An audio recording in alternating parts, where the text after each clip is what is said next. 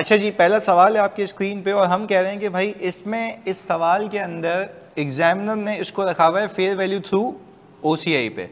हम ये देख लेते हैं कि भाई जनवरी 1 2022 पे ZL ने परचेज किए 1.5 मिलियन बॉन्ड्स। तो हमने कहा कॉपर लिमिटेड के having a face value of 100 each at a premium of 5, जिसकी मेच्योरिटी कितने साल है, 5 साल, और बोल ये रहा है कि ट्रांजैक्शन कॉस्ट एसोसिएटेड है ₹2 ईच। मुझे एक बात बताएं, क्या ये ट्रांजैक्शन कॉस्ट कैपिटलाइज होगी डे 1 पे और अमोटाइज भी होगी? तो हम जो इंटरेस्ट बुक करेंगे वो कूपन के हिसाब से करेंगे IRR के हिसाब से, क्योंकि यहाँ पे कॉन्ट्रैक्ट अलग चलेगा और फेयर वैल्यूएशन अलग चलेगी। तो हमने कहा चलें भाई ये भी बात समझ आती है। The coupon interest rate 13% annually on 31 दिसंबर, यानी हर 31 दिसंबर पे आपको कूपन मिला करेगा। इफेक्टिव रेट दिया हुआ है 11.1%। अच्छा, ये 11.1% जो आपको मिल रहा है रिटर्न, वो प्रोवाइडेड रिटर्न से कम है just because of transaction cost and premium. आगे जी, the investment was classified as fair value through OCI। तो आपने कहा सर जी ये बताएं कि आपकी फेस वैल्यू कितनी है भाई, 1.5 मिलियन इंटू 100, 150 मिलियन हो गया। प्रीमियम 7.5, ये आपने निकाला मल्टीप्लाई बाय 5 करके, तो ये हो गया 157.5। ट्रांजैक्शन कॉस्ट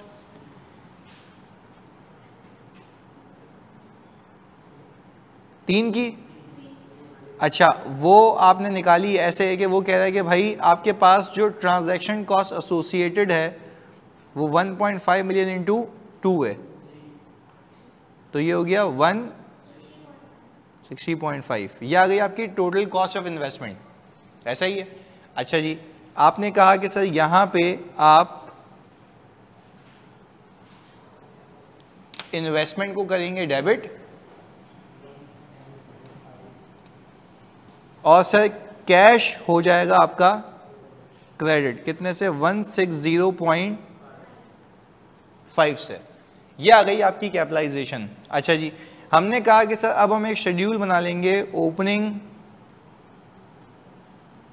इंटरेस्ट, कैश और closing, carrying amount, fair value, gain या लॉस। ये हमने फिनोमिना डेवलप कर लिया है यहाँ पे। अच्छा जी, अब हमने कहा कि भाईजान ये पहला जो साल है वो ये चल रहा है हमारा 2022।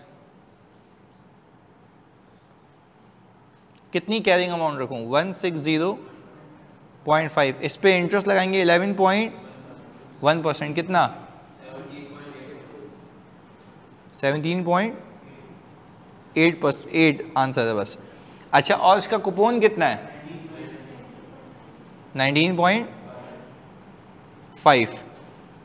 तो आपने कहा कि सर ये आ गया आपका 19.5 की अमाउंट, क्लोजिंग कितना, 158.8। सही है जी, तो आपकी मेरे ख्याल से 158.8 कैरिंग अमाउंट भी है। अच्छा, इस सवाल में उसने आपको फेयर वैल्यू बताई हुई 103 की, 103 पर बॉन्ड है। तो आपने कहा अगर मैं 1.5 को मल्टीप्लाई करूं कितना आता है, एक में रुकिएगा बस, ये 103 आ गया, बताएं ये। अच्छा, मेरे ख्याल से आपको लॉस हो रहा है, कितने का, 4.30, ये आ गया। चलें अब इस फिनोमिना पे आप एक एंट्री बना लें। आपने कहा कि भाईजान कैश ले आए आप,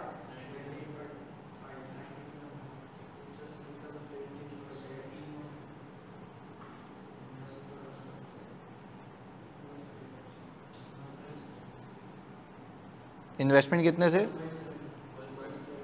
1.7 से। आपने कहा कि भाई आप OCI में फेयर वैल्यू लॉस को डेबिट करेंगे और इन्वेस्टमेंट को क्रेडिट करेंगे 4.3